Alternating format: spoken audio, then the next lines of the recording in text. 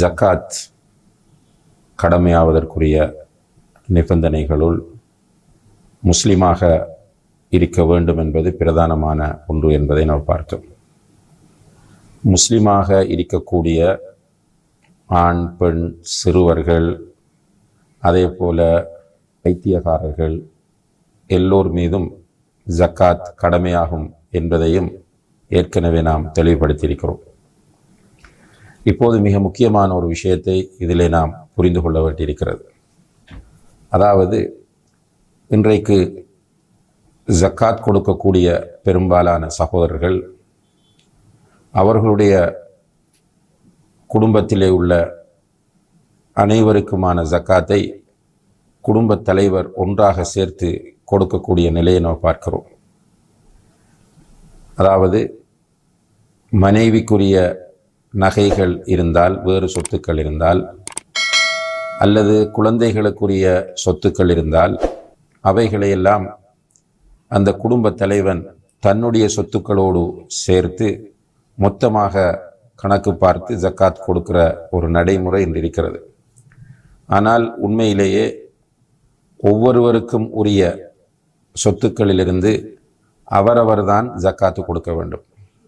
இப்போ உதாரணமாக மனைவி நாம் கொடுத்த மகர் நிசாபை அடைந்த நிலையில் அதை வைத்திருக்கிறார் என்றால், ஒரு கணவன் மனைவிக்கு பெரிய அளவு மகர் கொடுக்கிறார், அந்த மகர் ஜக்காத்தினுடைய நிசாபை தாண்டிய அளவாக இருக்கிறது என்று சொன்னால், அந்த மகருக்குரிய ஜக்காத்தை கொடுக்க வேண்டியது மனைவியுடைய கடமையாகும்.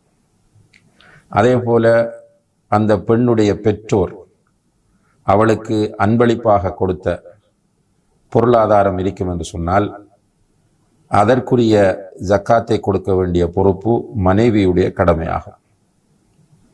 இப்போ சில நேரங்களில் மனைவிக்கே என்று இருக்கிற சொத்துக்கள் நிசாபை அடையாமல் இருக்கும். இப்போ அதற்கு ஜக்காத் கடமை இல்லை. ஆனால் நம்முடைய மக்கள் என்ன செய்கிறார்கள் என்றால், எல்லாவற்றையும் ஒன்றாக சேர்த்து கணக்கு பார்த்து ஜக்காத் கொடுத்து விடுவதை பார்க்கிறோம். இது ஒரு தவறான நடைமுறையாகும். அதே போல சில பேரண்ட்ஸ் தங்களுடைய பிள்ளைகளுக்காக வேண்டி அவர்களுக்கென்றே அன்பளிப்பாக நகைகள் வாங்கி கொடுப்பார்கள். அப்போ அந்த பொருளாதாரத்திற்குரிய, அந்த நகைக்குரிய உரிமையாளர் யார் என்றால் தந்தை கிடையாது, அவருடைய பிள்ளைதான் அதற்குரிய உரிமையாளர். அதே போல சில அமௌண்ட்டுகளை, பணங்களை பிள்ளைகளுடைய பேரில் சேமித்து வருவார்கள். அவர்கள் தெளிவான எண்ணத்தோடு, நீயத்தோடு தான் சேமிப்பார்கள். இந்த பணம் என்னுடைய பிள்ளைக்குரியது, நான் கடைசி வரைக்கும் அதில் உரிமை கொண்டாட மாட்டேன் என்று. இப்போ இந்த நேரத்தில் அந்த பொருளாதாரத்திற்கு, அந்த சொத்துக்களுக்கு உரிமையாளர்கள் அந்த பிள்ளைகள் தான் என்பதை நாம் புரிந்து கொள்ள வேண்டும். எனவே ஒவ்வொருவரும் அவரவருக்குரிய சொத்துக்களை தனித்தனியாகத்தான் கணக்கு பார்க்க வேண்டும். அதிலே நிசாபை அடைந்திருந்தால் அதற்கு ஜக்காத் கடமையாகும், நிசாபை அடையவில்லை என்றால் அதற்கு ஜக்காத் கடமை இல்லை. இந்த விஷயத்தை நாம் தெளிவாக புரிந்து கொள்ள கடமைப்பட்டிருக்கிறோம். சில நேரங்களில் அந்த பொருளாதாரத்திலிருந்து ஜக்காத்தை கொடுப்பதற்குரிய அமௌண்ட் எடுக்க முடியாத பட்சத்தில் தந்தை அதற்காக வேண்டி பிள்ளைகளுக்கு உதவி செய்வதில் பிரச்சனை இல்லை. அதே போல மனைவிக்கு கணவன் அவ்வாறான சந்தர்ப்பத்தில் உதவி செய்வதில் பிரச்சனை இல்லை என்பதை நாம் புரிந்து கொள்ள கடமைப்பட்டிருக்கிறோம். அடுத்ததாக அன்புள்ள சகோதர சகோதரிகளே, ஜக்காத் கடமையாகக்கூடிய பொருட்கள் தொடர்பான விஷயத்திலும் ஒரு தெளிவில்லாத நிலையை நாம் பார்க்கலாம். இதிலே குறிப்பாக இமாம்களை பொறுத்தவரையில் அவர்கள் சில 9 வகையான பொருட்களில் ஜக்காத் கடமையாகும் என்பதில் ஏகோபித்த கருத்தில் இருக்கிறார்கள். 9 வகையான பொருட்கள். அதிலே ஒன்று தங்கம். தங்கத்திற்கு ஜக்காத் இருக்கிறது என்பதிலே இரண்டாவது கருத்து யாருக்கும் இல்லை. அதே போல வெள்ளி இரண்டாவது. வெள்ளியிலே ஜக்காத் இருக்கிறது என்பதிலும் இரண்டாவது கருத்து கிடையாது. மூன்றாவதாக ஒட்டகம். ஒட்டகத்தில் ஜக்காத் இருக்கிறது என்பதும் எல்லோரும் ஏகோபித்த ஒன்றாகும். நான்காவதாக மாடு. மாடு வைத்திருப்பவர் அதற்கு ஜக்காத் கொடுக்க வேண்டும் என்பதும் ஏகோபித்த முடிவாகும். ஆடு அதற்கு ஜக்காத் இருக்கிறது என்பதும் இமாம்கள் மத்தியில் எந்தவித கருத்து வேறுபாடும் இல்லாத ஏகோபித்த ஒரு விஷயமாகும். ஆறாவதாக ஹிந்தா என்று சொல்லக்கூடிய ஒரு வகையான கோதுமை, இதிலும் ஜக்காத் இருக்கிறது என்பதிலே கருத்து வேறுபாடு கிடையாது. அதே போல ஷயீர் என்ற ஒரு வகையான கோதுமை, இதிலும் ஜக்காத் இருக்கிறது என்பது ஏகோபித்த முடிவாகும். எட்டாவதாக பேரிச்சம்பழம், பேரிச்சம்பழத்தில் ஜக்காத் இருக்கிறது என்பதும் இமாம்கள் மத்தியில் கருத்து வேறுபாடு இல்லாத ஒன்றாகும். ஒன்பதாவதாக ஜபீப் என்று சொல்லக்கூடிய காய்ந்த திராட்சை, இதிலும் ஜக்காத் இருக்கிறது என்பது கிட்டத்தட்ட ஏகோபித்த முடிவில் உள்ள அம்சமாகும். ஏனென்றால் இதிலே ஜபீபை பொறுத்தவரையில் இமாம் இப்னு ஹஸம் ரஹிமஹுல்லா என்கிற இமாம் இது பற்றி எதுவும் பேசவில்லை. ஆனால் மற்ற எல்லா இமாம்களும் இந்த காய்ந்த திராட்சையில் ஜக்காத் கொடுக்கப்பட வேண்டும் என்கிற முடிவுக்கு வருகிறார்கள். இது அல்லாத ஏனைய பொருட்களை பொறுத்தவரையில் அவற்றிலே கருத்து வேறுபாடு இருக்கிறது. இப்போ அதை அந்தந்த பொருட்கள் உள்ளவர்கள் உரியவர்களிடம் கேட்டு அதற்குரிய தெளிவை பெற்றுக்கொள்வது மிக முக்கியமான ஒன்றாகும். இதிலே வியாபாரத்திற்கென்று எந்த பொருள் உட்படுத்தப்பட்டாலும் அது வியாபார பொருளாக கொள்ளப்படும். இப்போ நம்ம சொன்ன இந்த 9ஆக இருக்கலாம், அல்லது இங்கே கூறப்படாத வேறு எந்த பொருளாக இருந்தாலும் அது வியாபார பொருள் என்கிற நிலை அடையமாக இருந்தால் அதற்குள் ஜக்காத் இருக்கிறது. ஆனால் வியாபார பொருளாக இல்லாமல் அவை இருக்கிற போது அவற்றில் ஜக்காத் இருக்கிறதா என்கிற ஒரு மிக முக்கியமான மஸ்அலா இருக்கிறது. இப்போ உதாரணமாக பெறுமதியான கற்கள் இருக்கின்றன, இந்த மாணிக்க கற்கள் போன்ற கற்கள் இருக்கின்றன. இந்த கற்களிலே ஜக்காத் இருக்கிறதா இல்லையா என்பது தொடர்பாக அறிஞர்கள் மத்தியிலே தெளிவான ஒரு நிலைப்பாடு இருக்கிறது. அதாவது இவ்வாறான பொருட்களில் ஜக்காத் கிடையாது என்பதை.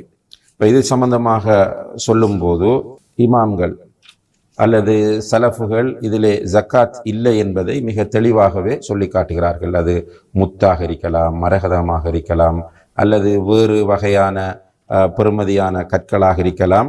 இந்த கற்கள் எதிலுமே ஜக்காத் கிடையாது என்ற விஷயத்தில் அவர்கள் தெளிவான நிலைப்பாட்டில் இருப்பதை நம்மால் காண முடிகிறது.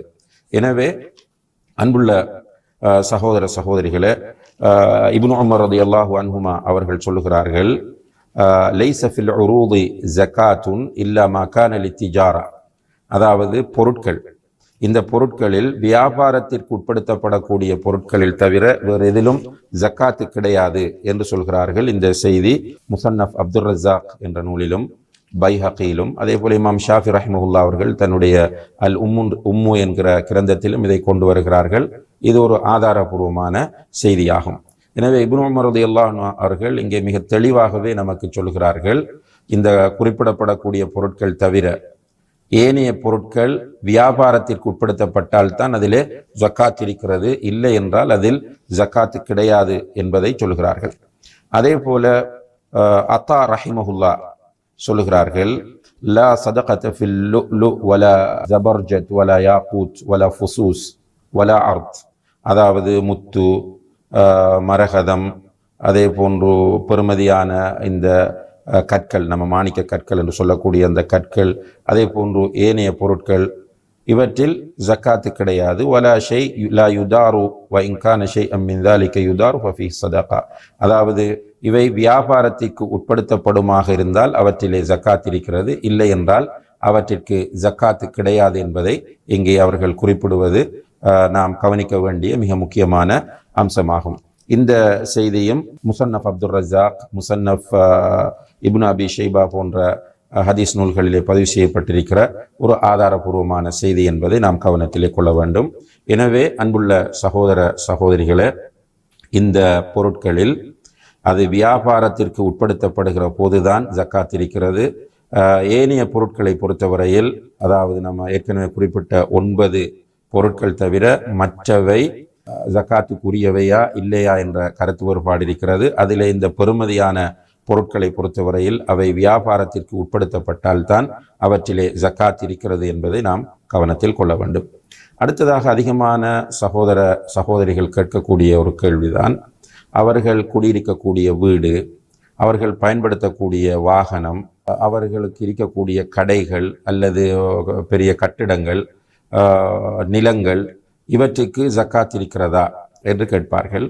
உண்மையிலேயே இந்த விஷயத்தை பொறுத்தவரையில் இதிலே அபூதாவுத் போன்ற ஹதீஸ் நூல்களில் பதிவு செய்யப்பட்டிருக்கக்கூடிய ஒரு மிக முக்கியமான செய்தி. இப்னு அப்பாஸ் ரலியல்லாஹு அன்ஹும் அவர்கள் சொல்கிறார்கள், வியாபாரத்திற்கென்று நாம் உட்படுத்துகிற பொருட்கள் தவிர வேறு எதிலுமே ஜக்காத் நமக்கு கடமையாக்கப்படவில்லை என்று குறிப்பிடுகிறார்கள். அதே போல ரசூல் ஸல்லல்லாஹு அலைஹி வஸல்லம் அவர்கள் சொல்கிறார்கள், புகாரி முஸ்லிமிலே வரக்கூடிய ஹதீஸ், லைஸ அலா முஸ்லிமின் ஃபி அப்திஹி வலா ஃபரஸிஹி சதகா. ஒரு முஸ்லிம் தன்னுடைய அடிமைக்கு ஜக்காத் கொடுக்க தேவையில்லை. இன்னும் ஒரு ரிவாயத்தில் வலா ஃபி குலாமிஹி என்று வருகிறது, தன்னுடைய பணியாளருக்காக ஜக்காத் கொடுக்க வேண்டிய அவசியமில்லை. அதே போல தன்னுடைய குதிரைக்கு ஜக்காத் கொடுக்க வேண்டிய அவசியமில்லை என்று நபி ஸல்லல்லாஹு அலைஹி வஸல்லம் அவர்கள் சொல்கிறார்கள்.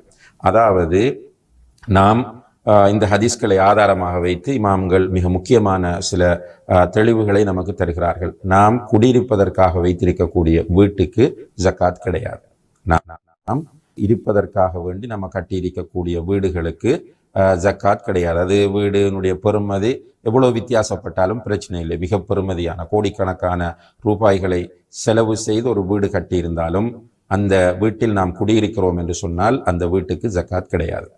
அதே போல ஒருவர் வைத்திருக்கிற வாகனம், அவருடைய ஓன் யூஸுக்காக வேண்டி சொந்த பாவனைக்காக வைத்திருக்கக்கூடிய வாகனத்தை பொறுத்தவரையில் அந்த வாகனங்களுக்கும் அவர் ஜக்காத்து கொடுக்க வேண்டிய அவசியம் இல்லை.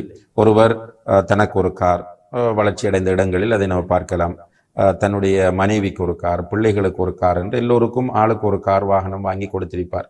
சில நேரங்கள் அவர் வைத்திருக்கிற வாகனத்தை பார்த்தால் பல கோடி ரூபாய் பெறுமதியானதாக இருக்கும். இதற்கு ஜக்காத் இருக்கிறதா என்று கேட்டால் ஜக்காத் கிடையாது.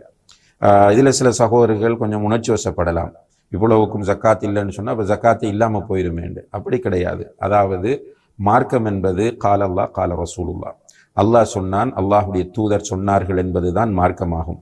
நம்முடைய உணர்வுகளுக்கும் உணர்ச்சிகளுக்கும் நாம் எந்த வகையிலும் முக்கியத்துவம் கொடுக்க முடியாது. எனவே இந்த பொருட்களுக்கு ஜக்காத் கிடையாது என்பதை நபி ஸல்லல்லாஹு அலைஹி வஸல்லம் அவர்களே சொல்லியிருக்கிறார்கள். நாம் பயன்படுத்தக்கூடிய வாகனம், நாம் வைத்திருக்கக்கூடிய அடிமை, இவர்களுக்கு ஜக்காத் கிடையாது என்று நபி ஸல்லல்லாஹு அலைஹி வஸல்லம் அவர்கள் கூறியிருப்பதனால் நாமும் அதே நிலைப்பாட்டில் தான் இருக்க வேண்டுமே தவிர உணர்ச்சியை முற்படுத்தி இந்த பிரச்சனையை பார்க்கக்கூடாது என்பதை கவனத்திலே கொள்ள வேண்டும். அடுத்ததாக ஒருவர் ஒரு நிலம் வாங்கி வைத்திருக்கிறார் என்று சொன்னால் அந்த நிலம் மிக பெருமதியான நிலமாகும். ஒரு முக்கியமான ஸ்பாட்டில் இருக்கிறது, மிக பெருமதியான நிலமாக இருக்கிறது. இந்த நிலத்திற்கு ஜக்காத் இருக்கிறதா என்று கேட்டால் அந்த நிலம் எந்த நோக்கத்தில் வாங்கப்பட்டிருக்கிறது என்பதை பார்க்க வேண்டும். அந்த நிலம் வியாபார நோக்கத்தில் வாங்கி போடப்பட்டதாக இருந்தால் அதற்கு ஜக்காத் கொடுக்க வேண்டும். ஏனென்றால் வியாபாரத்திற்காக ஒதுக்கப்படுகிற பொருட்களில் தான் ஜக்காத் கடமை என்பது இஸ்லாமிய சட்டத்துறையின் மிக முக்கியமான ஒரு விதியாக இருக்கிறது.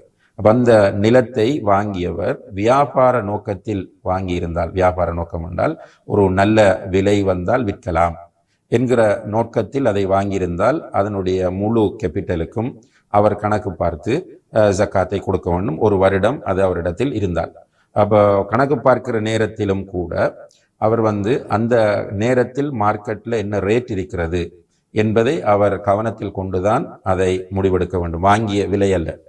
உதாரணமாக ஒரு 50 லட்சத்திற்கு அவர் அதை வாங்கியிருக்கலாம். தற்போதைய சந்தை விலை 1 கோடி ரூபாவாக இருக்கிறது என்றால் 1 கோடி ரூபாவுக்குத்தான் கணக்கு பார்த்து அதற்கு அவர் ஜக்காத்து கொடுக்க வேண்டும். எப்போது அது வியாபார நோக்கத்தில் வாங்கப்பட்ட சொத்தாக இருந்தால். இல்லாமல் வீடு கட்டுவது அல்லது வேறொரு நோக்கமும் இல்லை, ஒரு வியாபார நோக்கமும் இல்லை, அதை வாங்கி வைத்திருக்கிறார் யாருக்காவது பிள்ளைகளுக்கு பயன்படும், இதற்கும் ஜக்காத்து கிடையாது என்ற கருத்தை ஷேக் உசைமீன், ஷேக் பின் பாஸ் ரஹிமஹுமுல்லா போன்ற அறிஞர்கள் குறிப்பிட்டிருக்கிறார்கள் என்பதை இங்கே நாம் கவனத்திலே கொள்ள வேண்டும். அடுத்ததாக அன்புள்ள சகோதர சகோதரிகளே, இப்போ ஒருவருக்கு ஒரு பெரிய பில்டிங் இருக்கிறது, அது ஃப்ளாட்ஸாக இருக்கலாம் அல்லது பெரிய காம்ப்ளெக்ஸாக இருக்கலாம். இந்த பில்டிங்கை பொறுத்தவரையில் இந்த பில்டிங்குகளுக்கு அதனுடைய கேபிட்டலுக்கு ஜக்காத் இருக்கிறதா என்று கேட்டால் கிடையாது. அந்த சொத்துக்களின் கேபிட்டலுக்கு ஜக்காத் கிடையாது. அதில் அவர் குடியிருந்தால் அதற்கு அறவே ஜக்காத்து கிடையாது. அது வாடகைக்கு விடப்படுமாக இருந்தால் அதற்குத்தான் அவர் ஜக்காத்து கொடுக்க வேண்டும். அந்த கேபிட்டல், அந்த சொத்தை, அந்த கடையை அல்லது அந்த காம்ப்ளெக்ஸை அல்லது அந்த ஃப்ளாட்ஸை அல்லது அந்த வீட்டை அவர் வாடகைக்கு விட்டால் வருகிற வாடகைக்குத்தான் ஜக்காத் கடமையை தவிர சொத்துக்கு கடமை இல்லை என்பதையும் நாம் இங்கே கவனத்தில் கொள்ள வேண்டும். அதே போலதான் விவசாய நிலமும். ஒருவர் சொந்தமாக விவசாய நிலம் வைத்திருக்கிறார் என்று சொன்னால் அந்த விவசாய நிலத்திற்கு வருடா வருடம் அவர் கணக்கு பார்த்து 1 ஏக்கர் விவசாய நிலம் வைத்திருக்கிறார். அந்த ஒரு ஏக்கர் உதாரணமாக 20 லட்சம் ரூபாய் பெறுமதி என்று சொன்னால் அந்த 20 லட்சத்திற்கு அவர் ஜக்காத்து கொடுப்பதில்லை. மாறாக அந்த விவசாய நிலத்திலிருந்து வருகிற, அவர் சொந்தமாக விவசாயம் செய்வாராக இருந்தால் விவசாய நிலத்திலிருந்து உற்பத்தி செய்யப்படுகிற விவசாய பொருட்களுக்கு அவர் ஜக்காத்து கொடுக்க வேண்டும். அல்லது அந்த நிலத்தை அவர் வாடகைக்கு விட்டிருந்தால் அந்த வருகிற வாடகை வருமானத்திலிருந்து தான் ஜக்காத்து கொடுக்க வேண்டும் என்பதை நாம் புரிந்து கொள்ள வேண்டும்.